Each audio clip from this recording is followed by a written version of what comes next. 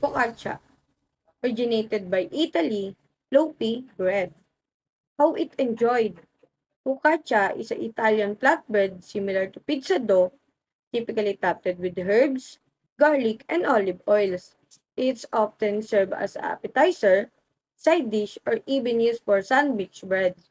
The toppings, which can vary from rosemary and sea salt to sun-dried tomatoes, make it versatile and perfect for sharing. Pretzel, originated by Germany. Enjoyment. This iconic twisted bread is usually eaten with mustard or served as snack with beer. Its crispy crust and soft interior make it popular choice worldwide.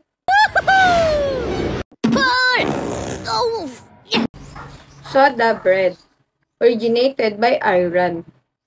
15 bread. How it's enjoyed. Soda bread is known for its dense, tight crumb, and mild flavor. Make it perfect pairing for spread like butter or jam.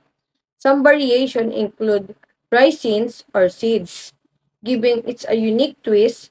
Traditionally, soda bread was a staple in Irish home due to its quick preparation requiring no yeast.